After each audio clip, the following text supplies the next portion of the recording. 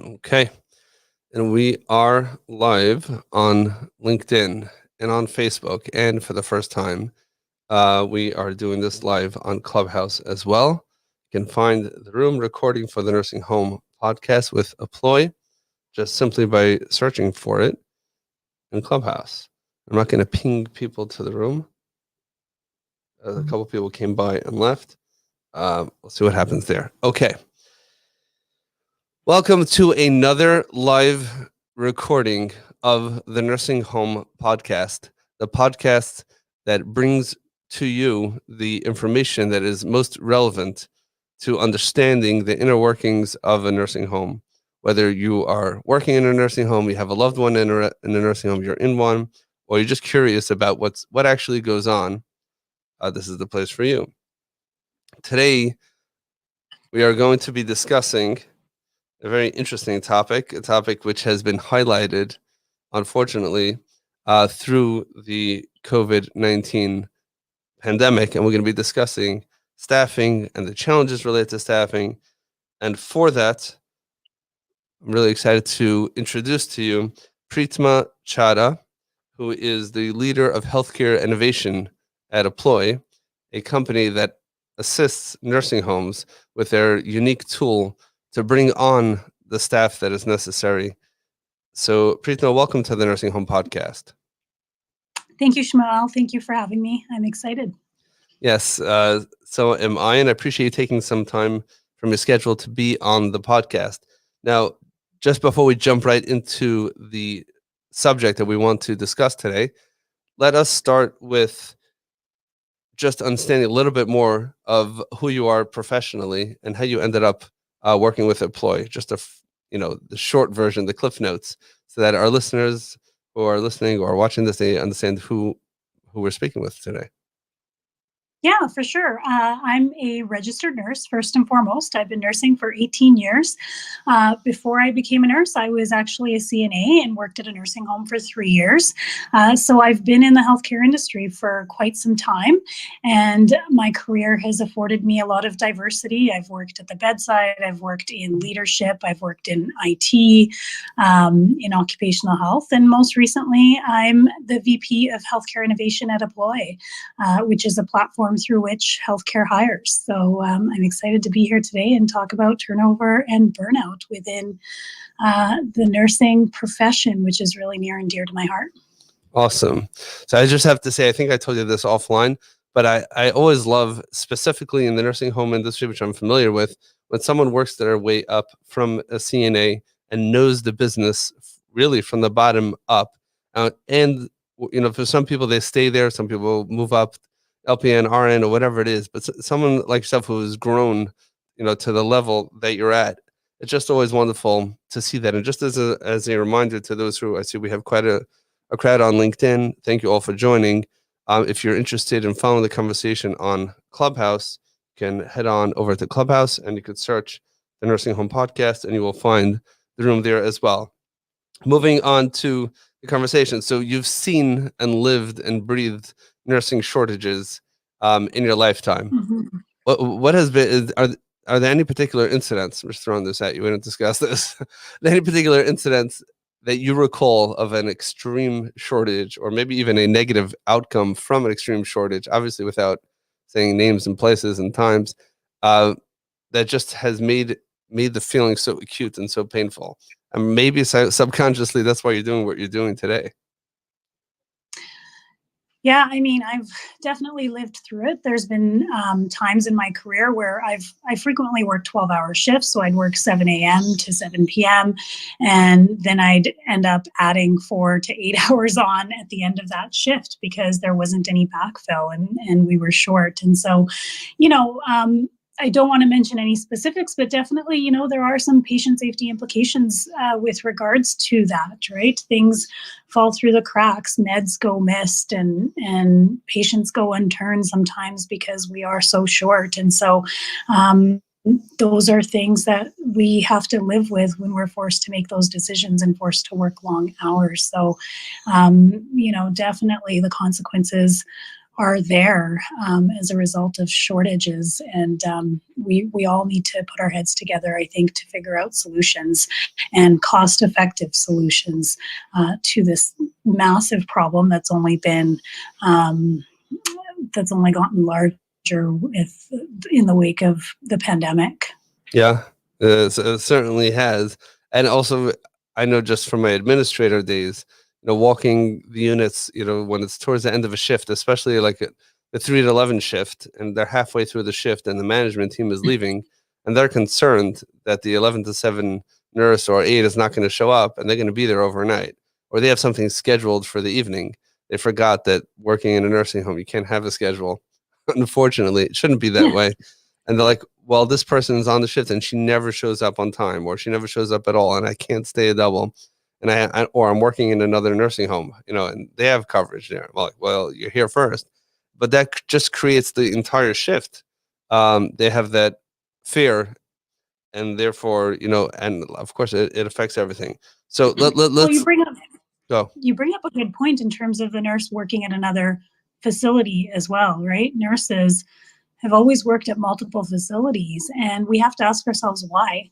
Why is that?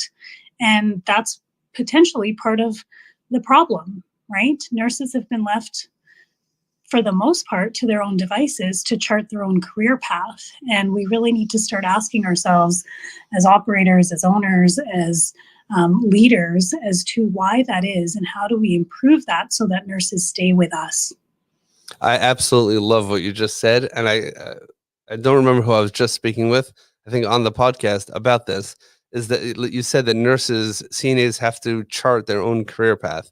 That is huge. It means that they feel. Of course, we have an HR position. Usually, all that means is it's usually the business office manager who has to do, check the licenses and just make sure that when DPH comes in, we don't get dinged for an avoidable tag because there was a lapse in someone's license, or someone's CNA was expired.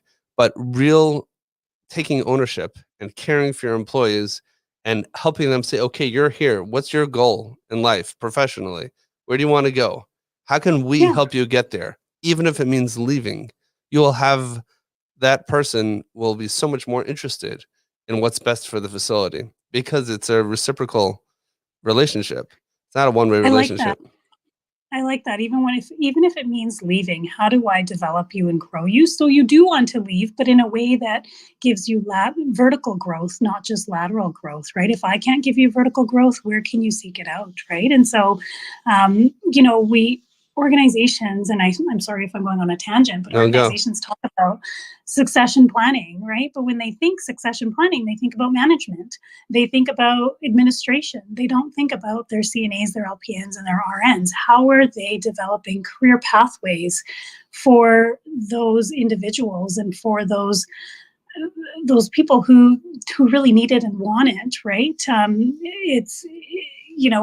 it's surprising that it's so, because nurses make up the largest segment of the healthcare population, yet they've gone relatively ignored when it comes to career progression and organizations supporting that career progression, which is why we see nurses working at multiple jobs, working in multiple facilities, because they can't find their home. They can't find where they, are the best fit and where they really value and feel rewarded as a person contributing to the success of the organization and their patients, right? So, I mean, this is true. Some of it can't be avoided. In other words, you could be the best nursing home operator, the best, administrator, and you can't afford to pay double what they're making now. And many nurses are single parents putting themselves or sometimes their children through school at the same time as taking full financial responsibility sometimes for their own families.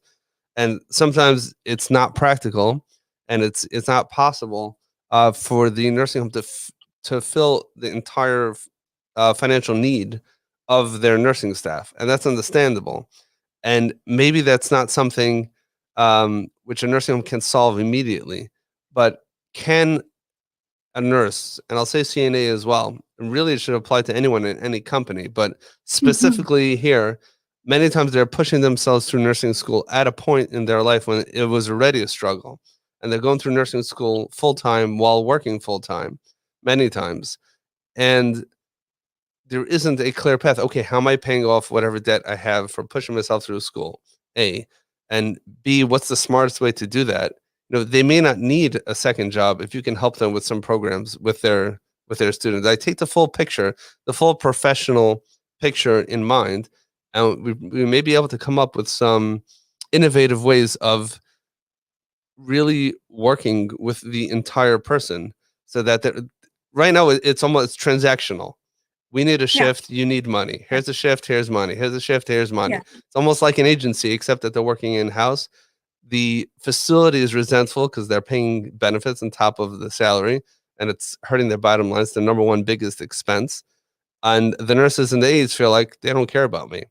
And Mhm. unfortunately, sometimes it's true. They care about them to the extent that they need them to fill the shifts, which is the product. That is what nursing homes sell. So, really addressing this, I just love what you said about charting a career path. If it would actually take the time to do that, if a nurse knows that you're going to help them, if they want to become an RN, they want to become MDS nurse, they want to go to a hospital, they want to open up their own company, whatever it is, you're actually there to provide that support for them. They may stay longer than being an unhappy employee. And if they move on, they're going to be happy to move on, and they'll always be referring staff to you. They'll always be referring um, residents to you because you're a facility that really cares. And that could be a whole new separate conversation. But Exactly. I really love the way that you just said that.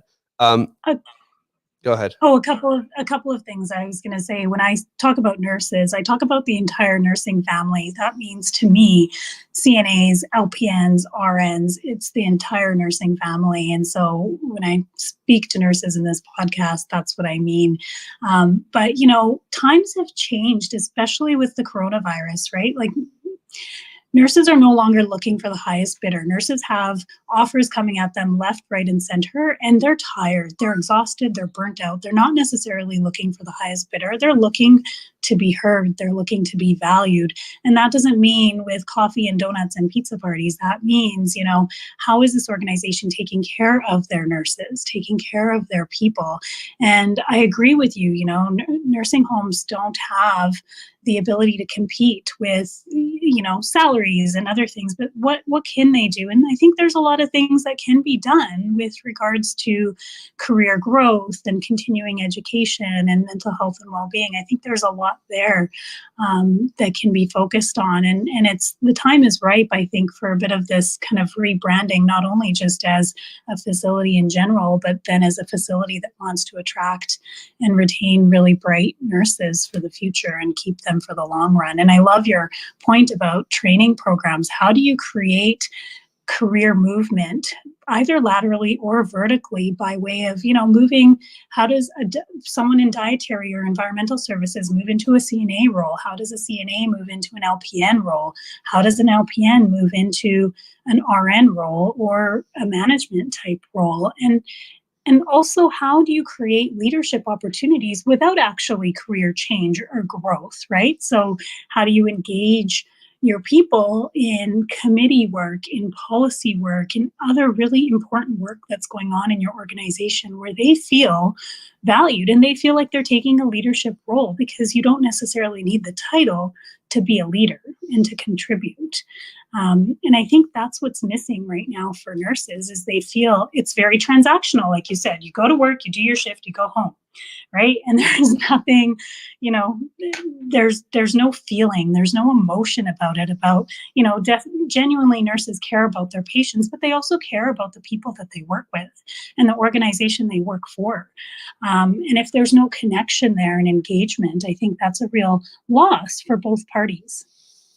Yeah, very, very well said. And I think something else to consider also is that most nurses, maybe LPNs, may not be able to have the same opportunities available to them as the RNs in the hospital setting, the acute care setting, but they could get paid much, much more working in another setting.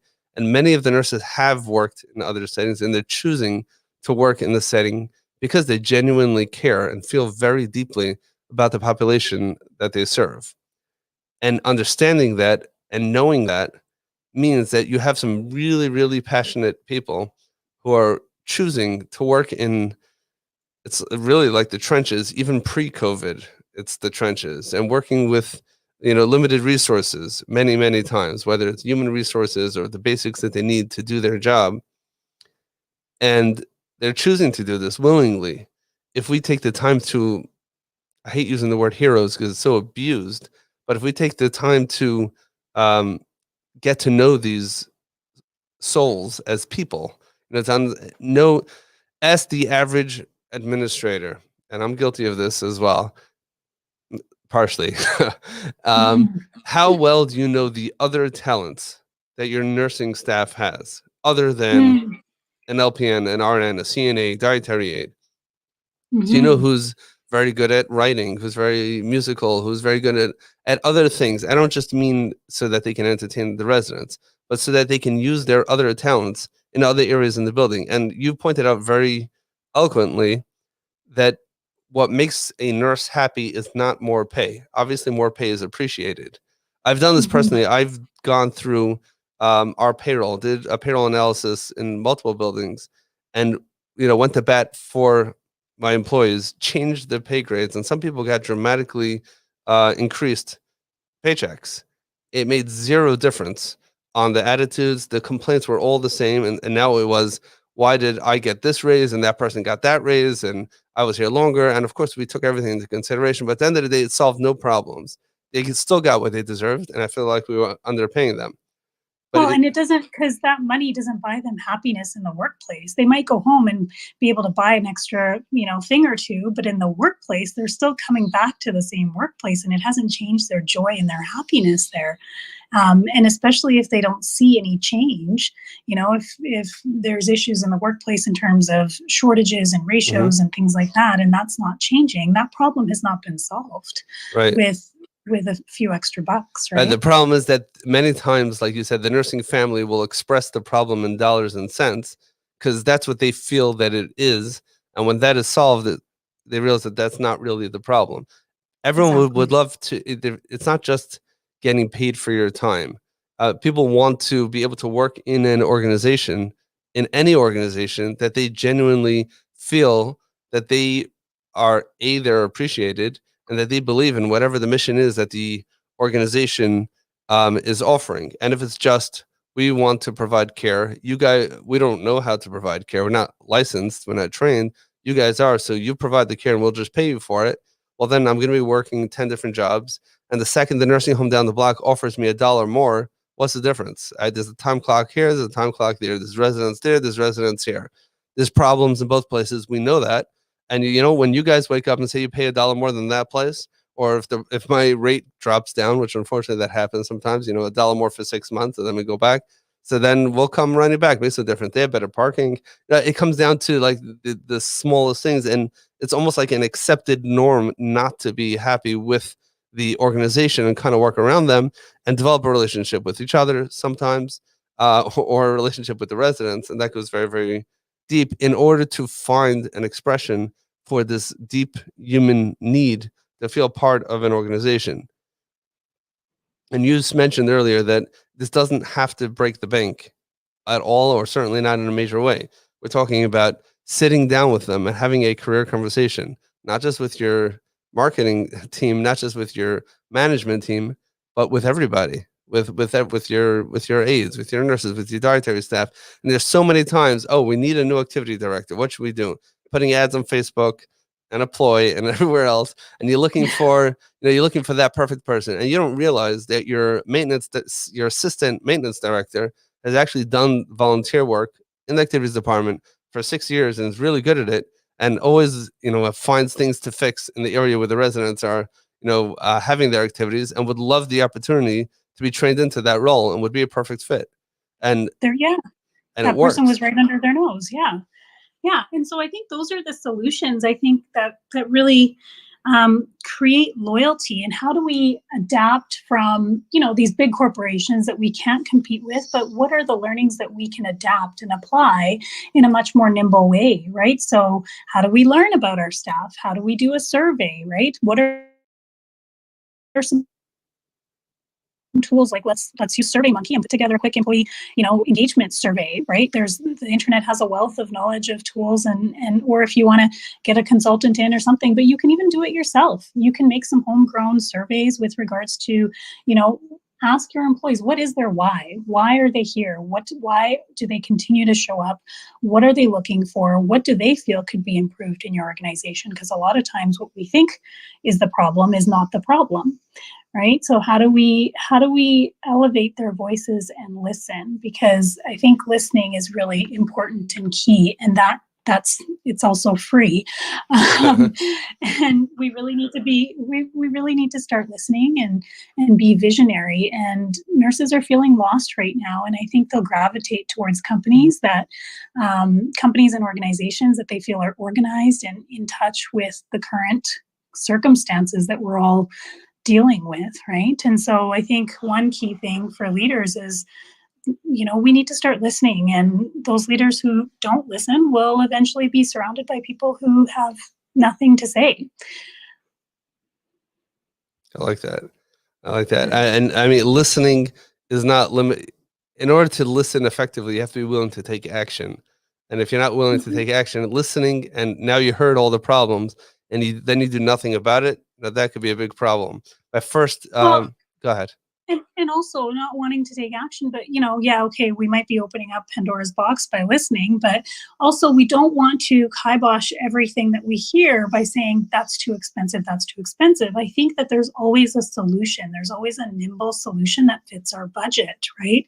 So we can't hire a big consulting firm and get a data and analytics department to go do a survey or go do something, but we could maybe do one in-house, and maybe we can do some sort of, maybe we can't get an EAP program, employee assistance program, to support the mental health and well-being of our staff. But what can we do in the interim, right? Like oftentimes the DONs have a lot of relationships. Where can we tap into our network through LinkedIn, through, all the people that we've worked with in the past to see, hey, do we know a social worker or counselor who might be willing to come out to our site, once a month and do a group therapy session with our staff? Because we know right now they're struggling, right? And their mental health is at risk. And, I've always found nurses to be the most resilient human beings. I don't think that the pandemic is going to be their end. I don't think that they're going to be broken by it.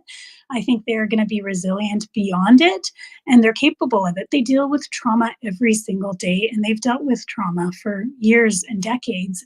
It's a matter of the community coming together, the support systems coming together. I think that's where we're failing is, how do we protect these individuals and nurture their resiliency so that they can come back from this, right? And there's, I think, very economical ways to do that. Like I said, we can reach out to our colleagues to say, hey, can we do some group therapy? There's a lot of free apps out there, actually.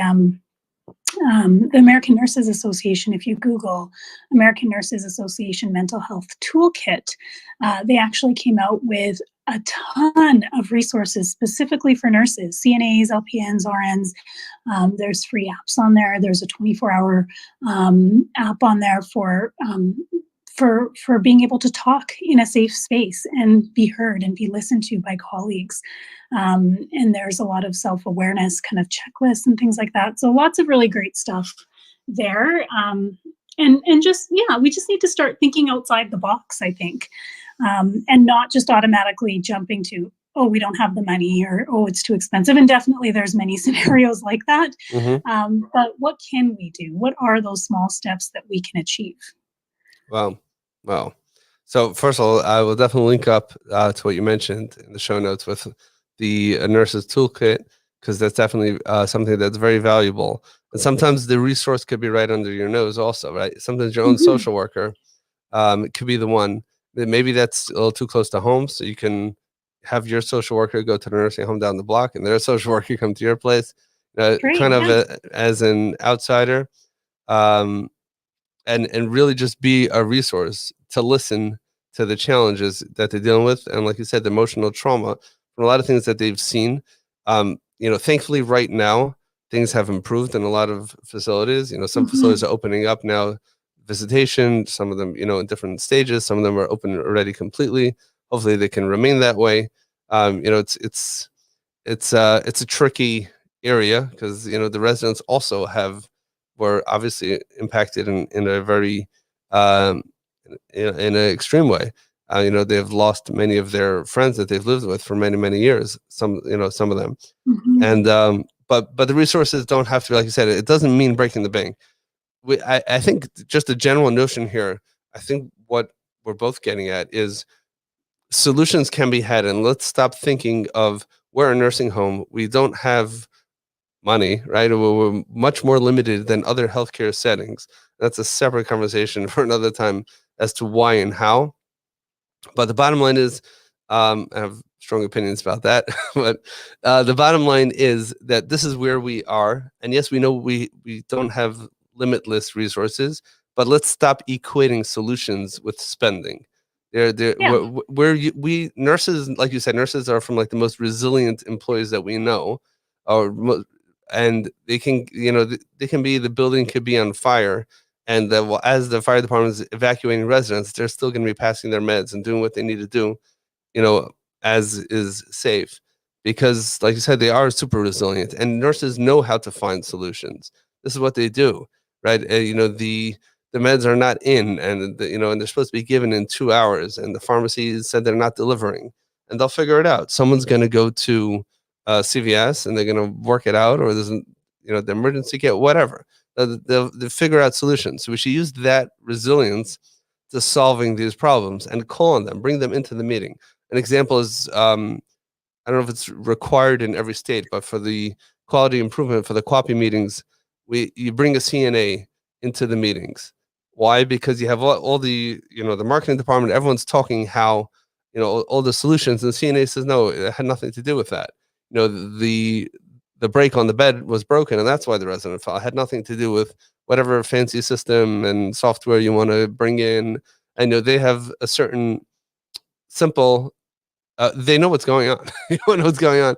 Oh, yeah. Like you said, about so much talent being right under our noses, right? Nurses have actually been called the biggest problem solvers because we can problem solve anything. We can jerry rig anything, whether it's a catheter, whether it's a bed rail, whether it's a big program, right? So I think one thing that facilities can do right away as well is when they're making these big decisions around the boardroom table, make sure that you have a CNA voice at the table. Make sure you have a nursing voice at the table. It doesn't need to be someone in a leadership capacity, but someone who shows motivation and inspiration and wants to have that voice. Say, hey, you know what? I'm having this meeting just about this topic. Why don't you come join me? Right? I mean, there's a solution right there. And while you were talking, I was thinking I have little kids, and we recently have you heard of the Yes Day? It's a movie, but it's also like this tactic in child rearing where for a day you're just going to say yes, but you set some rules. Hey, we can't travel outside of 10 kilometers. We can't spend more than $100 or whatever. Oh wow, But sounds dangerous. but otherwise you have to say yes. And so, let's hear the problems, and we're going to try to say yes to as many as we can, so long as it meets these criteria. It's not more than, X amount of dollars. It's not, and that would be a really interesting experiment. Interesting. You lost me when I'm thinking about doing this at home. I'm trying to think of the ramifications of what that could look like. Yeah. And I have, a number. Because as parents, we say no all the time. I mean, that's my favorite word. Right. Yeah. Yeah. That's also saying yes to everything, but within rules and parameters. Okay, I'm gonna have to think about that before we actually apply that at home. But even here, just bringing that aid into the CNA, even bringing that CNA saying yes, come to this meeting, that itself is a huge step towards solving the problem, because that sends a very strong message.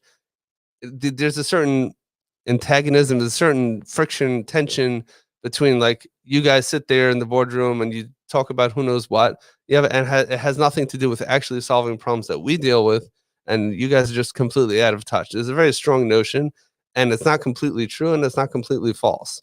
There's a reason why managers are hired in management positions.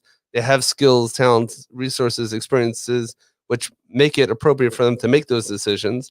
And many of them are people like yourself who have actually, been in the trenches and know exactly what's going on. But there is a disconnect because they're not doing it every day. By you inviting someone, Well, go ahead. and the flip side to that is that the CNAs and the RNs and the LPNs that haven't taken up those management responsibilities are sheltered from that, right? So we know, I've become a leader and I've been in the trenches and I've been there, but I've been there a long time ago. I wasn't there yesterday, right? And the individuals on the front lines right now are sheltered from the boardrooms and don't know or see what exactly goes on. So it's a great opportunity for them to even, to see how things happen, and also for them to start exploring, to say, is this something that I want to get myself into in terms of a career path, back to what we were talking about before. Yeah, I mean, it can show them a little bit about what's going on, as far as how decisions are actually made, but also show them that their voice matters. I'll just tell you one quick anecdote. I think I've shared this here in the past, but in my very first nursing home administrator job, heard all the vibes from the residents that there were certain things there were a lot of things they were very upset about. So I called a meeting without asking ownership with all the family members. I said, let's put it all on the table. I said, I don't know. I'm new. For me, it was very easy. I know I'm not responsible for what happened in the past. I also don't know what happened in the past.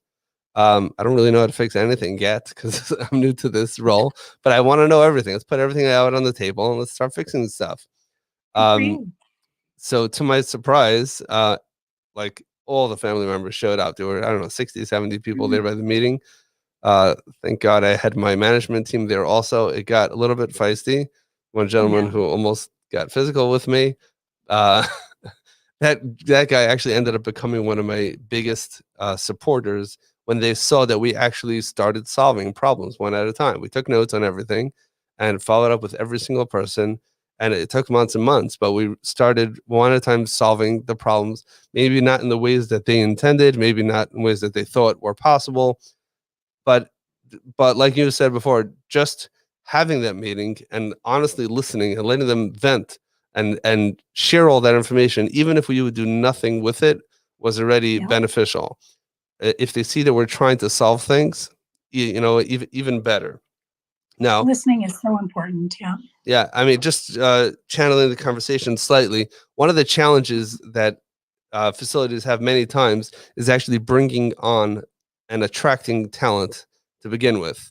And we know we have, we look at the master schedule and we have X number of open shifts on these days, and we put out the ads, and it just either we get someone who's working. We're looking for a nurse, and we get a Dunkin' Donuts manager, and we get all sorts of resumes that are completely either uncertified or they didn't even know that they applied. And I've done this myself, print out 300 resumes and start sifting through them and trying to find someone that even sounds legal to fill the position. Forget about the right person, but someone that's even qualified or certified for the role.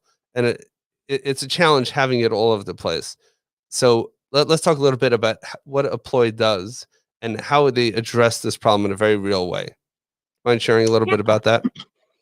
Yeah, and I imagine that, in today's economy too, there's more and more of those unqualified resumes because more people are looking for jobs and they're unemployed. And so the Employ platform is really unique, and we've always been centered around healthcare and really want to meet the needs of healthcare and help healthcare hire more qualified staff and retain them. And so our software helps facilities, nursing homes, SNFs are a majority of our clientele, post jobs onto various job boards. So very quickly at the click of a button, so you're not having to go to separate individual job boards. All of the applications come in through our platform, and you could even set up pre-screening. You can set up pre-screening questions, and you can auto archive those individuals that are not qualified. right away, so you don't even see them. Our platform also automatically verifies credentials, so it will tell you right away whether this individual has an active license or not. Wow. Yeah. So that's a huge time saver as well. And then you can do everything pretty much within the platform. And I still work clinically, and I actually use Apploy as well for my own clinical work also. And I'm constantly hiring. And in today's day and age, you need to be quick and you need to be streamlined. And there's been many a times before Apploy that by the time I got that offer letter out to the candidate, they had already accepted another position, right? So really, Apploy helps reduce the time to hire. You can not only post through Apploy, you can do all your interview, your shortlisting, everything through Apploy. You can credential your healthcare candidates through Apploy. And then eventually, once you hire them, you can send your onboarding package digitally, electronically, have them fill it out. And then we provide a team management component, a product where you can manage your existing teams through Apploy and ensure that their licenses are maintained and active, receive reminders when they're about to expire and lapse. You can collect all of their vaccination information in there. So everything's kind of in one place, Wow. which is really great and seamless. And so facilities have really enjoyed that, and it's really helped streamline a lot of their processes and make things a lot more efficient on the back end, and also for the candidate, right? It's a really nice experience where they don't have to complete multiple documents. Everything's online. The paper shuffle is pretty much gone, right? So it's an end-to-end system for talent management, recruitment, onboarding, and team management. Wow.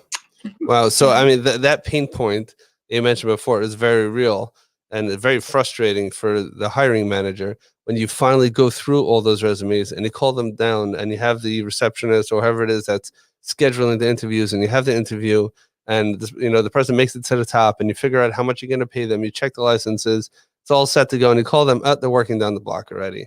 Why? Yep. And they and not only that, they say, I wish you. This is the worst. This is like stick the knife in and twist it. I really wanted to work for you. And I, just yesterday I said, I just can't wait anymore. I was waiting. I was embarrassed. I was scared to call. And in the meantime, we wish you would have called.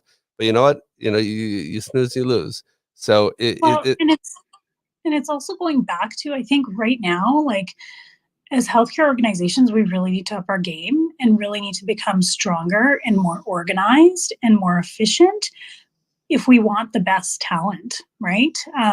Like I said before, nurses are gravitating right now towards organizations that have I don't know if I can say this, but they have their shit together, right? Like they're in a state of chaos right now, nurses are, and they want to work for organizations that, they really can be proud of working at. They really feel, valued. They really feel like they're organized. It's a well-oiled machine, right? And so how do we clean up some of our processes so that not only we can create this safe space for nurses to come work at, but also, become more efficient in our processes and be quicker to hire so that we can hire those individuals that we're competing for. I mean, there's, I think, 1.5 million CNAs in America right now. Half of them work in nursing homes, and we're going to need double that in the next 5 years, but we can't train them quickly enough. So, another thing I want to put out there is for nursing homes that haven't recently explored developing their own in-house CNA training program, the opportunity is so ripe for you to do that right now, to convert new talent and create net new talent from individuals who have lost their jobs in retail, in service industries, who might be good fits for working in healthcare. Because, I think over 2/3 are looking for career changes right now. So how do we tap into that pool of individuals and create these training programs for CNAs where they can come and work for us, perhaps in exchange for some minimum service requirement? And that way you don't have to archive those individuals who are applying from Tim Hortons and other places. You can say, hey, we have a training program for you. Wow, that is awesome. And just to continue that point, we will never be able to provide remote CNA services, remote nursing services, no matter what technology it throws at us, nursing homes, this type of healthcare has to be provided in person. Telehealth is not going to replace that ever. Telehealth cannot reposition unless maybe robots, but that's not something that's happening today or tomorrow. And I don't know if that's even, ever going to be a reality.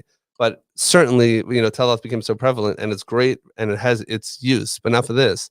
So, and like you said, it's the perfect storm. So many people, so many stores closed and shuttered up. So many companies laid off um, entry level positions, um, or many positions, but even entry level positions. And people, and like you said, that's genius. Instead of being frustrated like I was when we get the resumes from people, these are people who are looking for a job. Right? They are actually looking for a job. They may not realize sometimes. Employee, I'm sure, is different. But when I did other companies, which we'll leave nameless for now, and put on their job boards, I don't know if they really clicked on my ad or if it was just sent there or whatever. But at the end of the day, you have someone here who's interested in talking to you, and they're a responsible human being that can show up to work. Um, you can train them. Well, yeah, exactly. You So can maybe don't ignore those individuals who are applying, right? And if you don't have an in-house program, how do you partner with, a program down the street where you can say, hey, I have these candidates and I want to pay for their training, and that's well worth it because they're going to commit to you for a year. Of course, after they've gone through an interview process and they're a good cultural fit. Going back to how you were saying CNA jobs will never be remote. Yeah, they might not be remote, but here's a thought too. How do we equip our CNAs with the knowledge and tools to know how to use telehealth platforms? And how do we establish that as a differentiator in our facility to say, hey, telehealth companies, you can service our residents and our CNAs are trained on your technology to bring our residents into your appointment. We have stations set up, or we have, how do we create that additional access and equip our CNAs with the knowledge to use telehealth platforms on behalf of our residents? That could. This goes back to what you started off with in the beginning of the conversation, of helping them chart their career paths. We want to make them valuable nurses, the nursing family, like you said, for a career. And the technology that they're using, I'm not that old and I'm not doing this as long as you're doing this. But when I started, everything was on paper.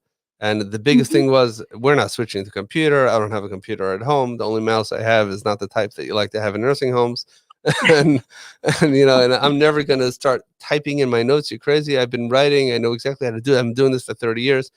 And, most people learned how to do it. And those who didn't are out of jobs. If they cannot innovate themselves and train themselves on the new technology, even if it's relatively simple technology, then they will become irrelevant. And this is, right now it's maybe a luxury. It's not necessary. But equipping them with these types of skills and experience can really be super powerful. I just say we went way over time, which is great because I think we got you just looked at the time for the first time because we've really gone down and really, I think, brought some of these issues out to the forefront. I think the overall message, if I can paraphrase and summarize our entire conversation, is that nurses, I used to resent the term HR, like human resources. We're looking at people as like items. Like we have computers and cars and trucks, buildings and people that provide services and fill in blanks. And I know that's just a term, and I don't know if it really means anything, but to the extent that we see our staff as tools to get a job done, it will continue to perpetuate the challenges that we're facing with turnover, with retention, with having a hard time, onboarding.